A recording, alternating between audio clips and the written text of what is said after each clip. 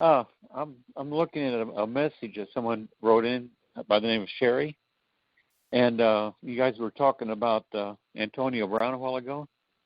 Correct, sir. And it says she said it was reported that the fiance called off the wedding after finding out about her affair with AO.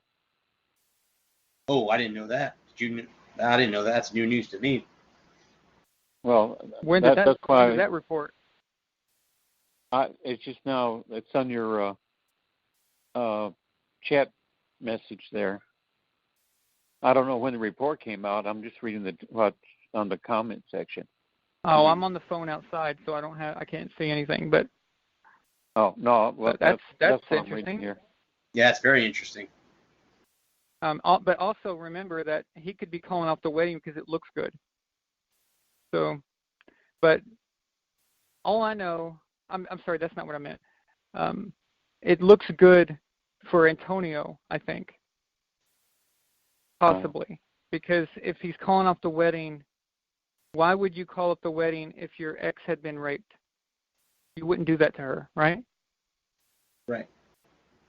So if he's calling off the wedding, maybe he thinks it's cheating, not sexual assault. Mm-hmm. Man, this just gets weirder and weirder. Yep. Okay, I just found that interesting when I saw a comment on there. It is interesting. Yep, that's very interesting. Wow. So I got a question for you guys. What? Can you hear me? Hello? Go ahead. Yeah.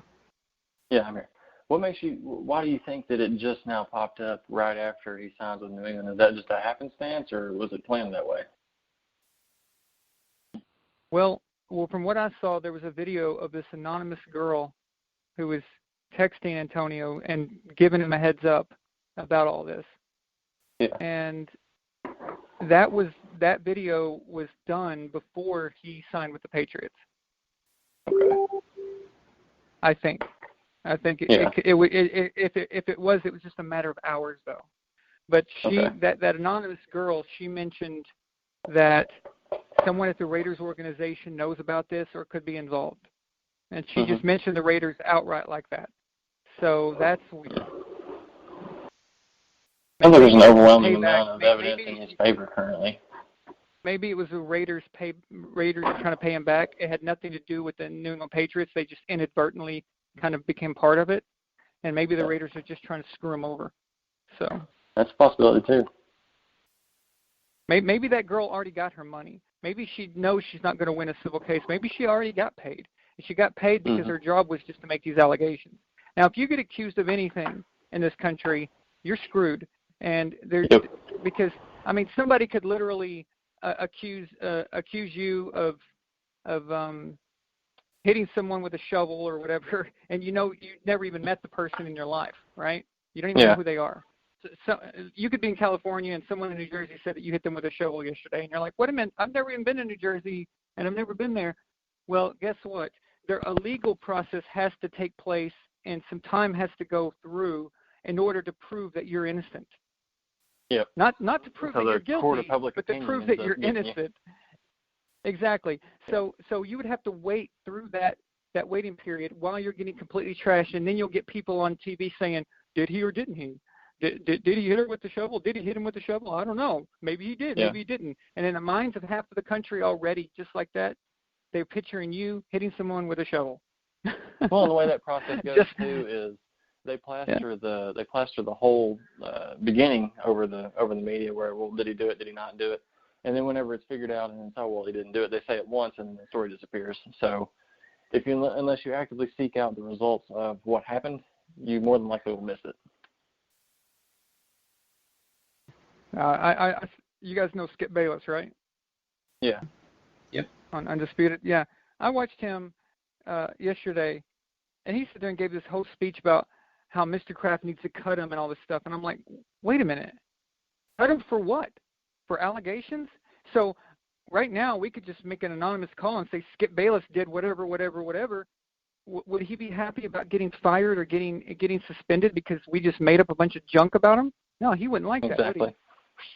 But he was sitting there. He's already convicted Antonio and taking the Patriots down with him. It's like, God dang, man, this is. And then I saw Molly Karam, the big mouth chick on First Take. She already has convicted Antonio.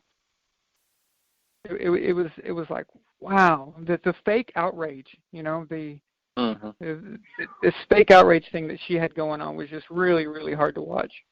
Even Max Kellerman, who's usually a douche, he looked at her like, what the hell is wrong with you? Yeah. That's what gets them hits now, clicks. So that's the way it goes. Yep. Sensationalism, outrage, pretending like you care, pretending like you're appalled and defended. I cannot believe this happened. Oh. Yeah. Like, really? Come on. Whatever. Oh, man. Well, I've got a question that's not related to that. Who do you think is the better coach between Belichick and Lombardi?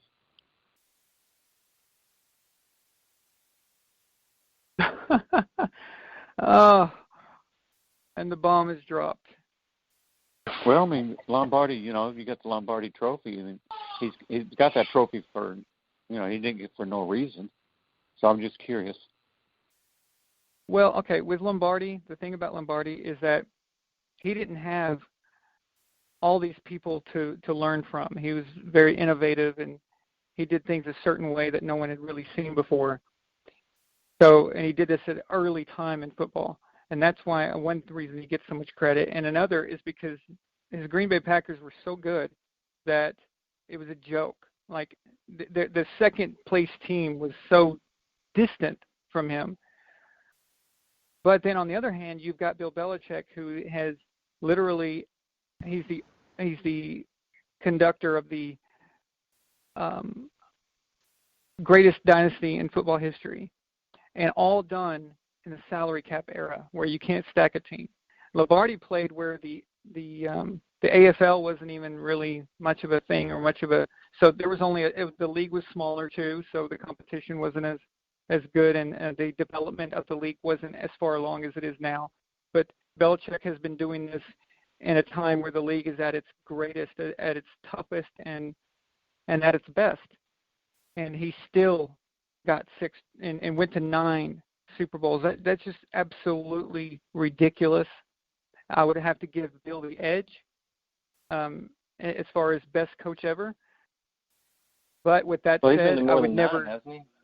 Even as a coordinator, doesn't that stack another 2 or 3 on? Oh no! As a coordinator, he's been to 3 more. He was a Giants defensive coordinator, 1-2 with the Giants, and then he went with the Patriots in '96 when we lost. But as a head coach, he's been to 9, and that's just insane, man.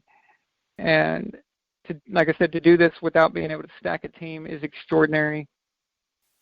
So I'd have to say that. But as far as history goes, I would, I've heard people talk about changing the Lombardi Trophy and stuff. That's absolutely ludicrous.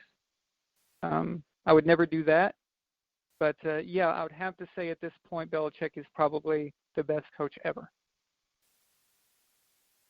Okay. I was just curious because of the Lombardi Trophy. Oh, it's a good question. It's a hard question. But, yeah. Let's elaborate on your Aaron Rodgers versus Tom Brady opinion. I think that would be a good one to get started.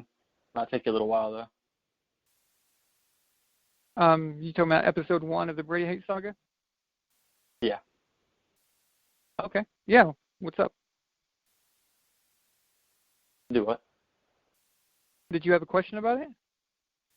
No, I was just going to see if you wanted to kind of go into it a little further, a little more detail. Because it seems that nobody wants to take into account the details that you actually pointed out in the video itself. So they kind of want to just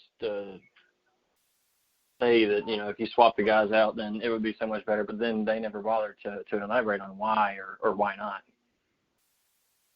Kellen right. in specific. Well, one thing is that Aaron Rodgers' ego won't allow him to be able to be on a team where 1 week he finds out from the offensive coordinator that you're not going to get too many passes, you're not going to get too many stats. He likes to play hero ball. And Belichick's going to be like, don't be doing that crap. Don't be running around. If you fumble, it's on you, you know.